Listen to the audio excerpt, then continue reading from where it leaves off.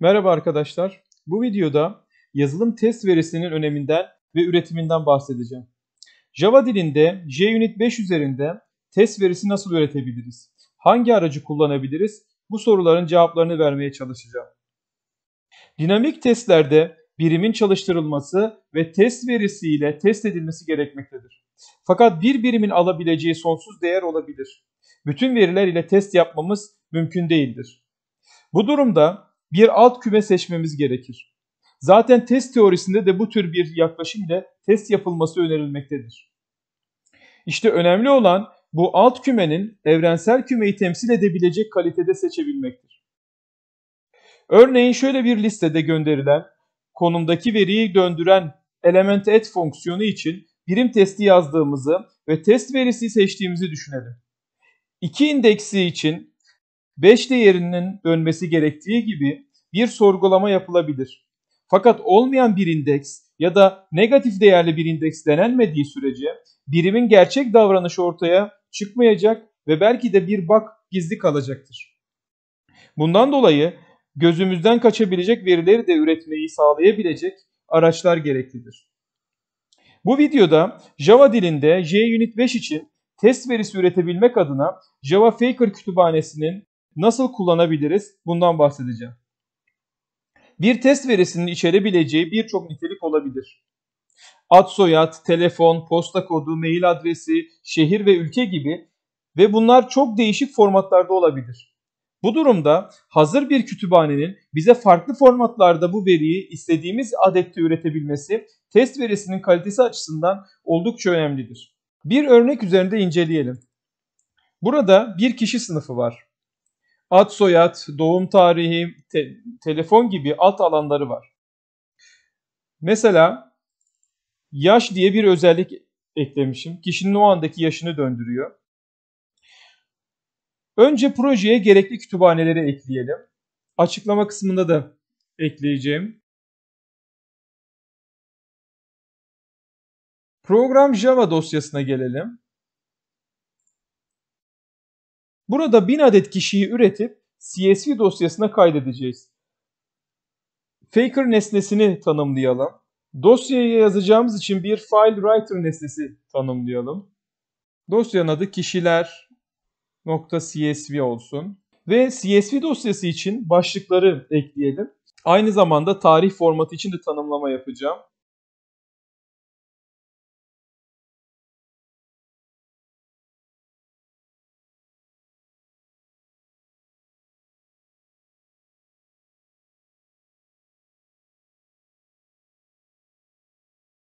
Tabi burada bendeki Microsoft Excel Türkçe olduğu için noktalı virgüllerle ayırıyorum.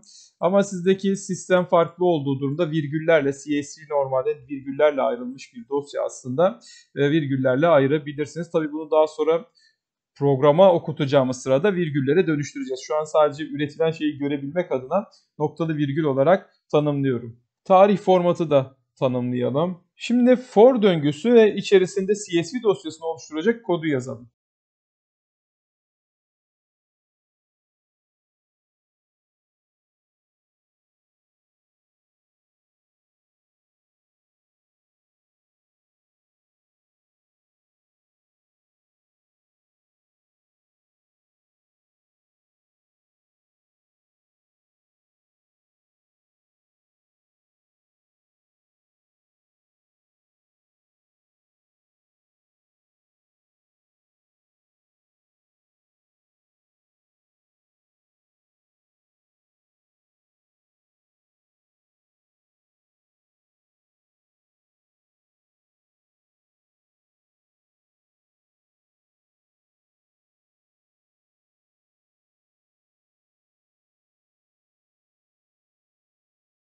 Evet, görüldüğü üzere Faker nesnesini kullanarak aslında birçok farklı nitelikte veri üretebiliriz. İşte burada isim üretiliyor. Ondan sonra bir doğum tarihi üretebiliriz.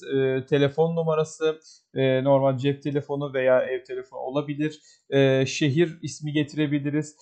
Full adres tanımı getirebiliriz ve mesela üniversite isimleri üretebilir.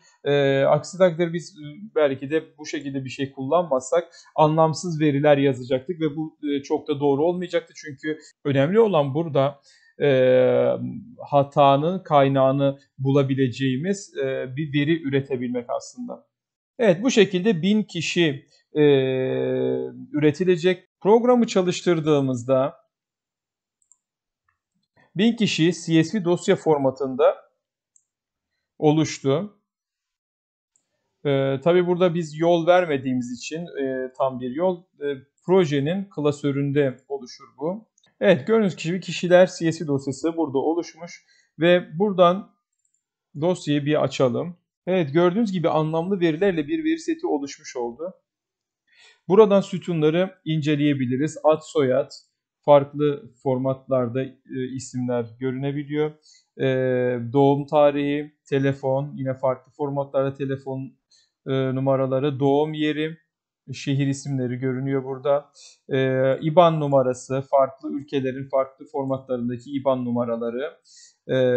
Yine aynı şekilde üniversite ismi, adres ve beklenen yaşta. Bu çünkü ürettiğimiz test verisinde girdiler ve beklenen çıktı olacağı için bunlar kişinin parametreleri olacak girdilerimiz ve kişi nesnesi oluştuktan sonra yaş fonksiyonu çağırdığımda da bu beklenen yaşı üretmesini bekleyeceğim aslında. Eclipse'de bu dosyayı test kısmında okutabilmemiz için önce dosya editör ile açalım ve virgülleri boşluk ile değiştirelim.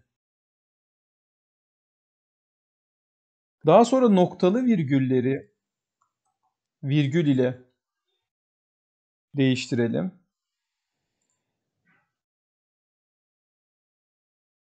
Kaydedip kapatabiliriz. Kişi test sınıfı içerisine yeni bir parametreli test ekliyorum. Ve CSV dosyasını okuyabilmesi için CSV file kaynağını gösterdiğimiz bu ifadeyi eklememiz lazım. Burada resources kısmının nerede olduğunu tabii resource klasöründe arayacaktır. Ben sadece dosyanın ismini buraya yazacağım. Ve dosyayı hatırlarsanız ilk satırda başlıklar vardı. Başlıkları da bu şekilde atlayacağız. Bir satır atla diyorum. Şimdi fonksiyonun ismini yazalım.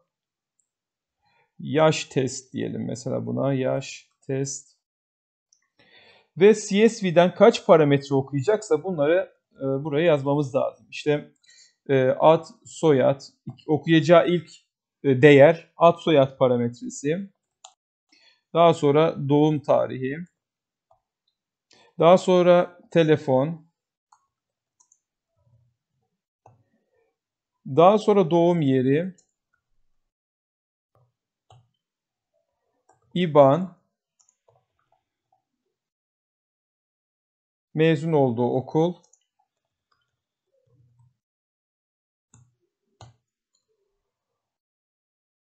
Adres.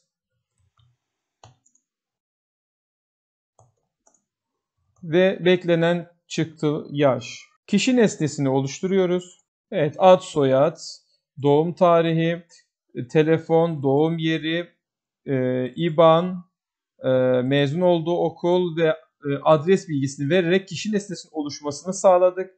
Daha sonra da testimizi yazıyoruz. Burada beklenen nedir? Parametre olarak gelen yaş bilgisi.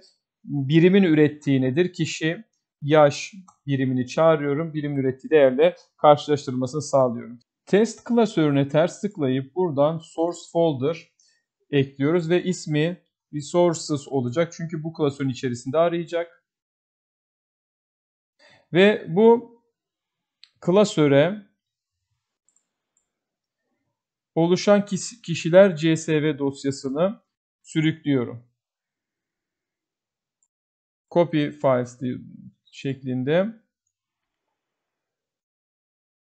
Projeye ters tıklıyoruz. Run as JUnit test diyorum. Ve gördüğünüz gibi 1000 kişi yaş testin altında test edilmiş oldu ve hepsi başarılı bir şekilde geçti. Her birinde işte inputlar nelerdi ve çıktıları beklenen yaştı ve 1000 tanesi de geçmiş oldu. Ve bu şekilde biz aslında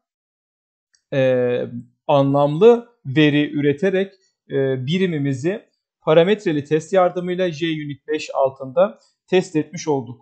Bir başka videoda görüşmek dileğiyle.